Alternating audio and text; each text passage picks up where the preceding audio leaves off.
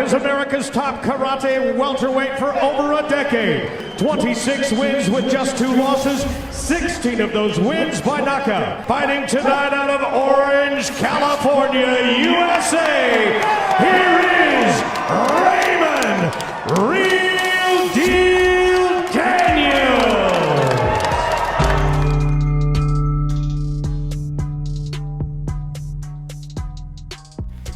Hello.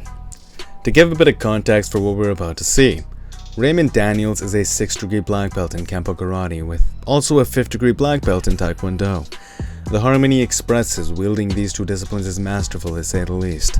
Let's take a closer glance at one of the most skillful execution of kicks you'll ever see in a competitive environment. First thing we should notice is how Raymond moves on his feet. He's very nimble, covers a lot of ground with each hop. It almost looks effortless the way he dances around the ring.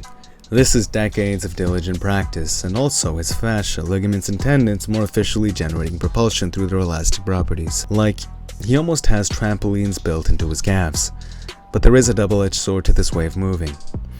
What he gains in mobility, ground cover, he also gains in hang time, which precise strikers who read rhythm and cadence, patterns of movement can take advantage of. But of course he can mix it up, making the process of reading him much more difficult here. Feinting forward with no hang time, no air, just reading reaction then pulling away, making a mental note of his opponent's habits. Here, stepping in again, feeling his opponent's reaction then pulling away. His opponent tries to step to the outside and jab cross, but paired with Raymond's southpaw stance block his opponent's lead leg and just his nimble ability to pull away, his opponent can't secure the distance he needs to land a shot. Raymond is like a ghost. Now this is insane. Look at the distance he covers blitzing in. And the craziest part is, his opponent almost had 0 reaction to it from that distance until the jab hit face. 2. Okay, now here's the 3rd one. Don't let me hit it. Ready? Yeah. Now this is my backhand. Right. This is the knockout blow. Right. Don't let me hit it. Ready? Yeah. If I move this way, Right. your eye don't see me moving. Follows with a cross, lead hook over the top, followed by a left hook, pressuring his opponent up against the corner. Raymond's opponent expects a left and slips to its outside. Just notice this behavior. His opponent, not knowing what to expect, checks with his left leg. It almost looks like he's in a momentary state of panic. As Raymond completes the rotation, spinning hook kick lands clean against dome. His opponent had no idea what just hit him. Just appreciate the precision, speed, eloquent execution of this kick. With finesse and balance, Raymond quickly recovers back. His opponent pressured up against the corner, circling away from Raymond's right.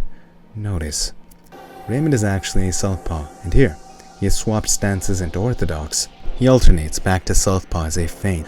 His opponent doesn't know what to expect. Up comes a 360 roundhouse with so much ferocity it smashes through guard. But his opponent is durable, recovers, and rushes to capitalize on the moment Raymond is off balance. But again, Raymond recovers way too quickly. Jump snap kick is indicative of being caught up in Raymond's flow. If anything, it doesn't look like a move he's practiced very much. He doesn't have that same effortlessness Raymond has in his kicks, thus paired with the mobility. Raymond easily sees and steps away from them. Raymond's presence pressures him back. Very clean and efficient side kick. Just notice, it's not a huge range of motion, but he simply raises his leg and snaps into his opponent as his momentum is moving forward. A very safe side kick, pushing his opponent further back against the ropes. Then stance swap from southpaw to orthodox, forcing a reaction whilst also using that momentum for a wheel kick. His calf delivering a devastating blow to the liver, ending the fight. A quick highlight of all the beautiful kicks that landed. Raymond clearly outclassed his opponent. Some will say, he just fights opponents that are not worthy, but he has fought at the same level of competition as Stephen Thompson, also dropping Stephen, although it was ruled a no contest as the move was deemed illegal.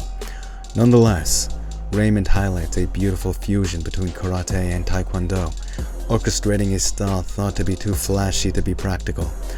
I believe simplicity is the highest form of sophistication, but it's always important to note, anything you don't understand can be used against you. In this sense, his opponent had no preparation for these kinds of kicks, thus was overwhelmed and confused before the kick would even land.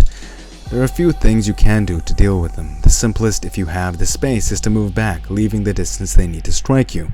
You can move in the direction their hips are rotating to avoid the kick or reducing its overall force, quickly countering through their window of recovery, or you can intercept them. The bigger the move, the more powerful, but also the more time it takes to execute the strike. And so if you do have the precision and timing and you know their next move, say the feint, you can punch them in the face during the feint, all before they even find the time to rotate into the kick.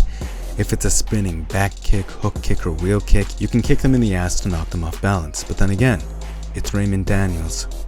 Who's to say you'd be fast enough to intercept him? Conclusion.